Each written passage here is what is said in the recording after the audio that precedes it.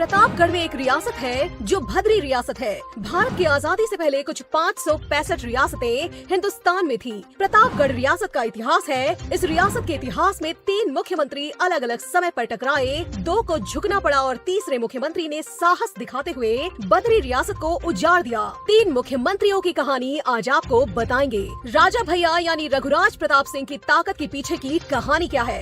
ऐसे कई बाहुबली नेता यूपी में पैदा हुए जिनको कभी न कभी सत्ता से समझौता करना ही पड़ा। रघुराज प्रताप सिंह कभी सत्ता के सामने क्यों नहीं झुके? उनमें ऐसा क्या है कि निर्दलीय विधायक की दुश्मनी हमेशा सत्ता के शीर्ष पर बैठे मुख्यमंत्रियों से होती रहती है? पहले ये कहानी जानने के लिए हमें चलना होगा आज से 75 साल पहले। कहानी उस वक्त की है जब देश आजाद नहीं हुआ था। आजादी से पहले देश में रियासतों का कल्चर था। उन्हीं रियासतों में से एक रियासत थी भद्री रियासत। धीरे धीरे सारी रियासतों की ताकत खत्म होती चली गई या फिर उनका विलय कर लिया गया। रघु प्रताप सिंह के पिता उदय प्रताप सिंह विरासत बचाने में सफल रहे, नाम भी और वर्चस्व भी। और यहीं से शुरू होती है राजा की रघुराज प्रताप सिंह बनने की दिलचस्प कहानी। राजा के आंगन में पैदा हुए रघुराज प्रताप सिंह को अंदाजा नहीं था कि मायावती, अखिलेश यादव और कल्याण सिंह के मुख्यमंत्रियों से उन्हें चुनौती मिलेगी। एक मुख्यमंत्री ऐसी होंगी जो उनकी रियासत को कागज की तरह जिधर चाहेंगी उधर घुमा देंगी। तो आज सुनिए मायावती का वो दौर जो रघुराज प्रताप सिंह को गुड्डा समझती थी और बदले की भावना में रियासत को खत्म करने, राजा को तोड़ने, अपमानित करने तक की सारी कोशिशें भी की गयी। कल्याण सिंह से दोस्ती के साथ ही राजा भैया और मायावती के बीच दुश्मनी की लकीर खिंच गई थी। सन 1997 में मायावती से समर्थन लेकर राजा निकले और समर्थन दिया। इसके बाद ही दोनों तरफ से जुबानी युद्ध शुरू होने लगे। यहाँ समझने वाली बात यह है कि मायावती निर्दलीय विधायक से क्यों टकरा रही थी। भैया उस वक्त उभरती हुई नेता और कई बार मुख्यमंत्री बनने वाली मायावती से क्यों पंगा ले रहे थे? कुछ लोग कहते हैं कि दोनों अपनी अपनी सीमा में बहुत ताकतवर हैं। जिसको जहां मौका मिलेगा वो वहां पर खरीदेगा। अब बस यही शुरू हो गई राजा भैया के जेल जाने की कहानी। साल 2002 में मायावती की पुलिस ने किडनैपिंग के आरोप में जेल में डाल दिया।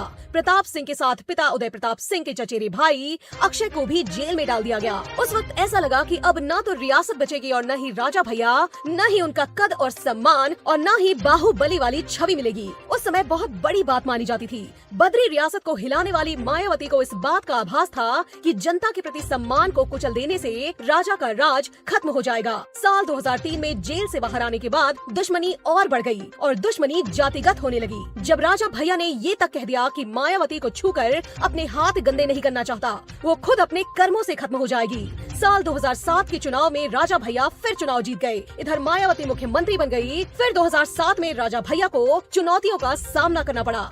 राजा भैया की बड़ी कोठी के बगल में लगभग 600 एकड़ में तालाब है। इस तालाब के बारे में चर्चा थी कि यहाँ पर घड़ियाल पाले गए हैं और राजा भैया अपने दुश्मनों को यहीं पर फेंक देते थे। हालांकि इस कहानी को राजा भैया के लोगों ने मानसिकता दिवालिया बताया था। राजा भैया से नाराज मायावती ने तालाब की खुदाई करवाई थी और यहाँ पर कंकाल मिले थे, जिसको लेकर आज तक अलग अलग चर्चाएं, अलग अलग कहानियाँ चर्चित हैं। 2010 में मायावती की सरकार थी और पंचायत चुनाव में प्रतापगढ़ के प्रत्याशी की हत्या का प्रयास किया गया, जिसके बाद राजा भैया को आरोपी बनाया गया। राजा भैया का फोटो भी लगाया गया। राजा भैया को खत्म करने की और कोशिश मायावती ने की थी। मुख्यमंत्री रहते हुए एक बाहुबली को खत्म करने की कहानी पूरी नहीं हो पाती है। मायावती सत्ता से चली जाती है और उसके बाद राजा भैया की दोस्ती अखिलेश यादव से होती है, लेकिन ये दोस्ती ज्यादा दिन तक नहीं चली और फिर दोनों अलग हो गए। अखिलेश और राजा की दोस्ती की कहानी दुश्मनी में कैसे बदली, ये कभी और जानेंगे।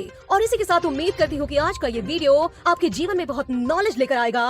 और साथ ही अगर इस वीडियो से संबंधित कोई भी कमेंट हो तो कमेंट बॉक्स में कमेंट कीजिए और चैनल को सब्सक्राइब करना ना भूलें। धन्यवाद।